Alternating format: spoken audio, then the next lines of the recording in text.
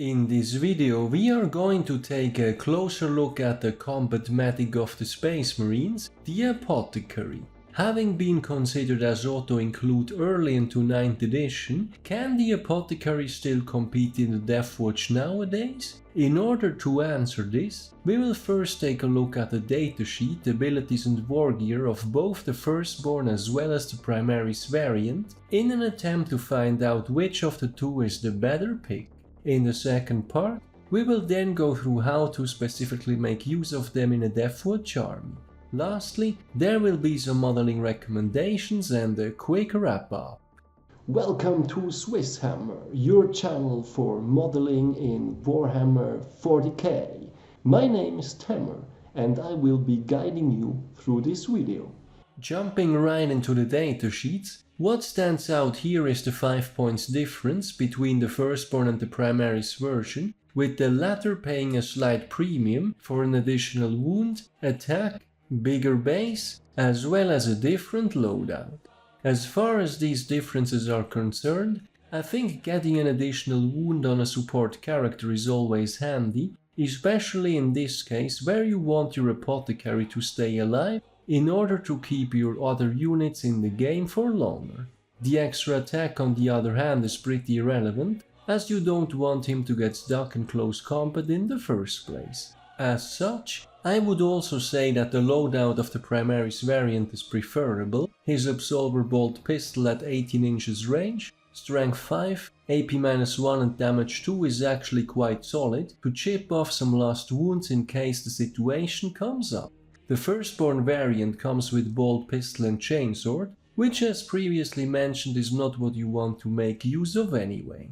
Last and perhaps most significant is the larger base, which can be a major advantage for spreading his aura ability, to which we will get in just a moment. As a rule of thumb, I would say that the extra 5 points are well worth paying should you decide to bring an Apothecary along. The only time when I personally do demote him to a firstborn is when I really need those extra 5 points and just cannot chip them off elsewhere. Moving on to the mentioned abilities, here the firstborn variant has one extra, which is the command squad, which results in the Apothecary not taking up an elite slot in case company veterans are included in the list. As it currently stands, this ability is pretty much irrelevant for Deathwatch, as we cannot take company veterans in our army of renown, and the company veterans and their formerly infamous bodyguard ability have been nerfed severely by the recent balanced status slate, rendering them completely obsolete. Furthermore, the elite slots in infantry heavy Deathwatch lists are almost always free anyway. Unless something major will change for Deathwatch in the far future, this extra ability of the firstborn variant will never come into play anyway. Moving on to the good stuff though, first we have the Nothesium, which is an aura, so this is where that extra base size really comes in handy. While a friendly Deathwatch infantry or Deathwatch biker unit is within 3 inches of this model, each time a model in that unit would lose a wound, roll 1d6. On a 6, that wound is not lost, so this is essentially a 6-up feel no pain save. Now, one or the other might be tempted to say that this is redundant, as we are bringing along a librarian with the better 5-up feel no pain save from Fortified with Contempt anyway, but what is important to consider here is that the librarian power is single target and can of course be failed or denied. As such, having a backup feel no pain save is always handy. Next, we have Combat Restoratives, which is the healing ability. At the end of your movement phase, this model can heal one friendly Deathwatch infantry or Deathwatch biker model whose unit is within 3 inches of it. That model regains up to D3 lost wounds. Each model can only be healed once per turn. Furthermore, the Apothecary also has a unique stratagem, Combat Revival for 1 CP, which allows to bring back a dead model as following. Use this stratagem at the end of your movement phase. Select one Deathwatch Apothecary unit from your army, and then select one friendly Deathwatch infantry or Deathwatch biker unit, excluding an invader ATV squad, That is not at its starting strength, and is within 3 inches of that Deathwatch Apothecary. One of the selected unit's destroyed models is returned to its unit with its full wounds remaining. The keen observer may notice that Invader ATV squads are now excluded from being resurrected. This is something that has been FAQ'd pretty early into 9th edition, after some people went a little too wild with that loophole. Never really been much of a use for the Deathwatch, and it is great that we can still resurrect our own bikes. Then lastly, the Apothecary can be upgraded to a Chief Apothecary through Chapter Command, which now costs a hefty extra 35 points after several points rebalances over the course of 9th edition.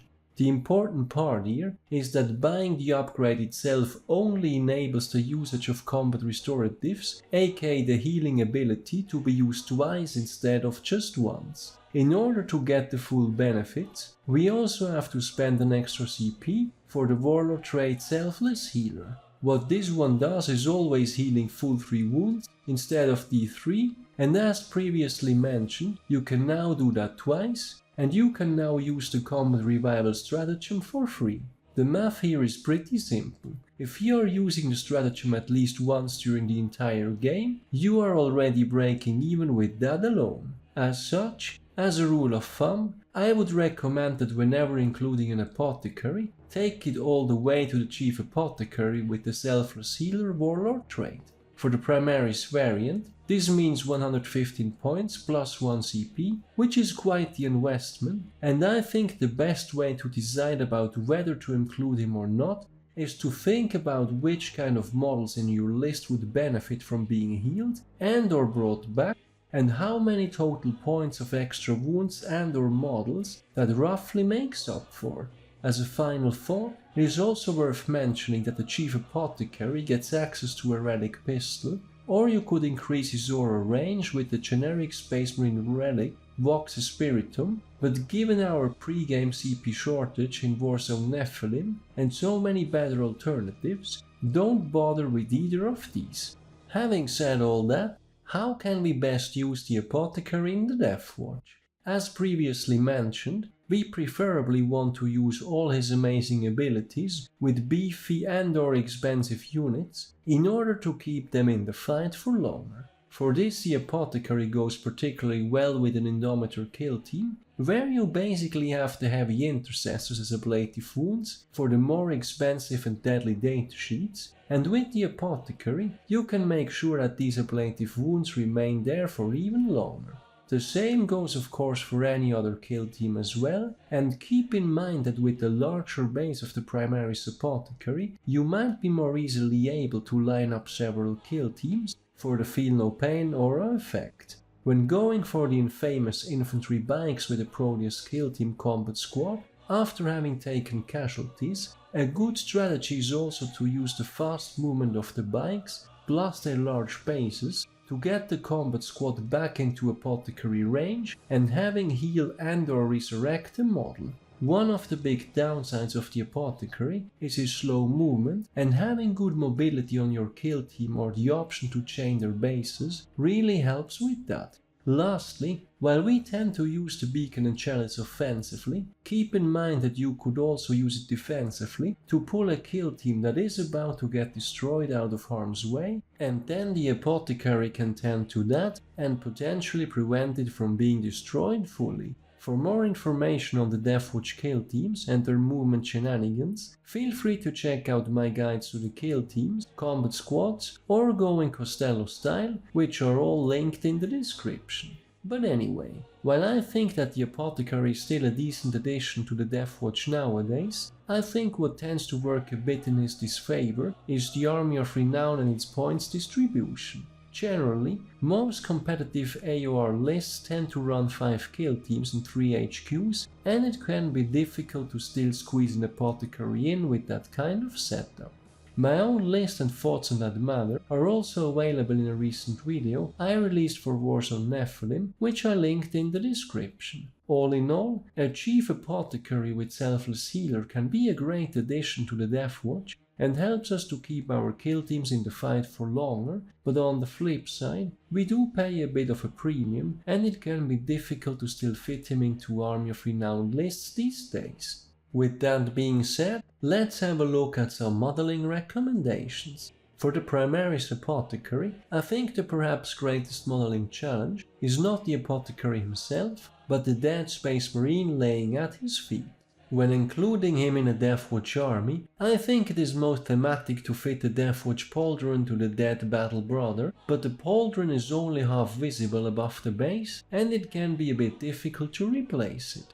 My advice here is to cut away the existing pauldron and then use a regular Deathwatch pauldron, but cut away some parts towards the rear to make it fit on the base. Any cutting damage can also be covered with green stuff, and in that case just put some additional basing or paint it as actual battle damage. The guy died after all. For the firstborn apothecary, you can find one on the old company command box, and what I also did for mine was magnetizing the chainsword arm in the hope that perhaps one day we'll get some additional loadouts, but that's most likely just my wishful thinking. To wrap things up, over the course of the video, we have looked at the Apothecary, the combat medic of the Space Marines. While both a firstborn and a Primaris variant exist, I would recommend to always go for the Primaris variant unless you really need the 5 points elsewhere, as his bigger base and the extra wound usually come in handy. He is then also best upgraded to the Chief Apothecary with the Selfless Healer Warlord trait. While this does boost him to a hefty 115 points and 1 CP investment, he then gets to use his healing ability twice and always heals for flat 3, and you can use the Bring Back a Model strat for free. In the Deathwatch in particular, he is excellent for keeping our big kill teams in the fight, and even though we do have access to a 5+ Feel No Pain save from the Librarian, it is still worth it to have a backup Aura style 6+ save alongside that. As far as our kill teams are concerned, I think he pairs particularly well with the Indomitor kill team, but there are also applications for pretty much any other kill team that includes annoying to shift models, be it Terminators, Veteran Bikers, or even Eliminators nowadays. While always a solid pick, I think the biggest challenge nowadays is actually fitting him into an Army of Renown list, which already tends to be short on points anyway. So that's it for the Apothecary in the Deathwatch. Are you guys still bringing one along these days, or is our Army of Renown too tight in points to allow us such a luxury? Do you prefer the firstborn or the Primaris variant? Let me know in the comments. Finally, I would also like to mention that there is a SwissHammer Facebook page where I will be posting links to my videos, as well as articles I find of interest. I do read a lot about the hobby, but not all of it will always end up as its own video. I look forward to seeing you there as well. I do also have a Patreon page. If you like my content, any additional support is greatly appreciated as it helps me invest into future videos. As always, thank you very much for watching, guys. Your continued support is greatly appreciated. I hope you have been enjoying this video. Give me a thumbs up if you did, and don't forget to subscribe if you haven't done so already. Thanks again and see you next time.